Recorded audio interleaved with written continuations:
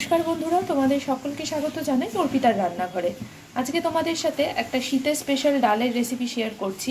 আজকে করে দেখাবো শিম ফুলকপি দিয়ে মুগ ডাল। এই শিম ফুলকপি দিয়ে মুগ ডালটা আমি কীভাবে বানালাম সেটা জানতে হলে তো ফুল রেসিপিটা তোমাদের দেখতে হবে। এর আগেও কিন্তু ফুলকপি দিয়ে আমি মুগ ডালের রেসিপি শেয়ার করেছি, লিঙ্কগুলো দিয়ে দেবো, সব তোমরা দেখে নিও। আর এই ভিডিওটা ভালো লাগলে ভিডিওটাকে অবশ্যই লাইক করো, শেয়ার করো, অবশ্যই কিন্তু আমার চ্যানেলটা সাবস্ক্রাইব করে দিয়ে পাশে থাকা বেল আইকনটা অন করে দিও, যাতে তোমরা আমার সকল ভিডিও নোটিফিকেশন পেয়ে যাও। আর এই শীতের সময় এরকম শিম ফুলকপি দিয়ে ডাল খেতে কারা পছন্দ করো অবশ্যই কিন্তু কমেন্টে জানিও। তাহলে চলো রেসিপিটা দেখে নেওয়া যাক। দেখো, এখানে আমি শিম আর ফুলকপিটা একটা পাত্রের মধ্যে জল দিয়ে কিছুক্ষণ ভালো করে সেদ্ধ হওয়ার জন্য এখানে বসিয়ে দিয়েছি। একটু ভালো করে শিম আর ফুলকপিটা সবার প্রথমেই কিন্তু আমি একটু ভাপ দিয়ে নেব। আর দেখো, এখানে ফুলকপির পিসগুলো আমি বড় বড় নিয়েছি। তোমরা যেরকম পছন্দ সেই অনুযায়ী কাটতে পারো। একটু বড় বড় রাখার একটাই কারণ, যাতে ডালের সাথে ফুলকপিগুলো কোনোভাবে গলে না যায়। আর শিমগুলোও কিন্তু আমি আস্তে আস্তে নিয়েছি। আগে সবার প্রথমে ভালো করে এটা একটু জলটা গরম হয়ে যাক, তারপর এটা একটু ভাপ দিয়ে নিই, তারপর দেখাচ্ছি এরপর আমি কি করলাম। দেখো, কড়াই বসিয়ে নিয়েছি, এর মধ্যে দিয়ে দিলাম ছোটো বাটির 1 বাটি মুগ ডাল। মুগ ডালটা সবার প্রথমে একটু ভালো করে একটু নাড়াচাড়া করে হালকা একটু ভেজে নেব। ভেজে নিয়ে তারপর ডালটা আমি ধুয়ে নেব।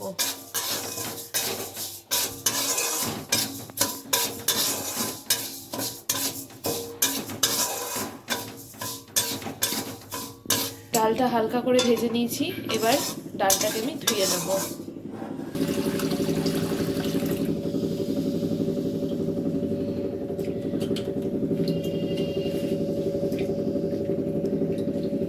দেখো, ডাল থেকে কি পর্যায়ে নোংরা থাকে ভেজে নিলাম। তারপর আমি সবসময় ডাল কিন্তু খুব ধুয়ে ভালো করে ব্যবহার করি। এবার জল পাল্টে পাল্টে আমি অনেকবার ধুয়ে নেব ডালটা। ডালটা ধুয়ে নেওয়া হয়ে গেছে। এবার এদিকে দেখো কড়াই বসিয়ে নিয়েছি। কড়াইতে সবার প্রথমেই দিয়ে দিয়েছি দেখো জল।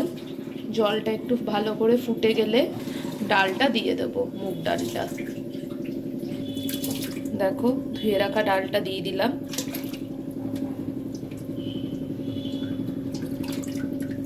এবার ডালটা সবার আগে ভালো করে সেদ্ধ হয়ে নিক, তারপর দেখাচ্ছি যে এরপর আমি কি ব্যবহার করলাম। দেখো, ডালটা কিন্তু সেদ্ধ হয়ে গেছে, প্রায় 80% মতো কিন্তু সেদ্ধ হয়ে গেছে। দেখো, এবার ডালটা আমি একটা পাত্রে উঠিয়ে নিচ্ছি। এরপর যেহেতু মশলা আমাকে কষাতে হবে, তো ডালটা তার আগে আমি একটা পাত্রে ঢেলে নেব। এই যে দেখো, ডালটা ঢেলে রেখেছি একটা পাত্রে। আর এদিকে কড়াইতে সর্ষের তেল দিয়ে দিয়েছি। এবার দিয়ে দিলাম এর মধ্যে 2টো তেজপাতা আর 2টো শুকনো লঙ্কা, আর দিলাম একটু জিরে। এবার যে কপি আর শিমটা ভাপিয়ে নিয়েছিলাম সেটা দিয়ে দিলাম তেলের মধ্যে।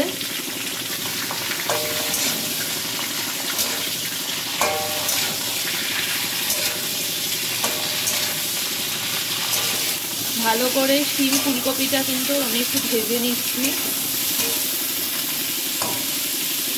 এবার দিলাম 1 চামচ মতো আদা কাঁচা লঙ্কা বাটা, 1 চামচ মতো হলুদ গুঁড়ো, 1 চামচ মতো ধনের গুঁড়ো, 1 চামচ জিরের গুঁড়ো, পরিমাণ মতো লবণ।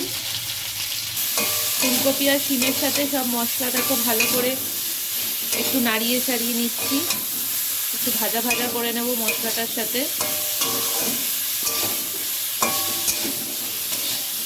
একটু নাড়াচাড়া করে নিয়েছি। এবার এর মধ্যে দিয়ে দিচ্ছি সেদ্ধ করে রাখা মুগ ডালটা। ভালো করে ডালের সাথে দেখো সবজিটা মিশিয়ে দিচ্ছি।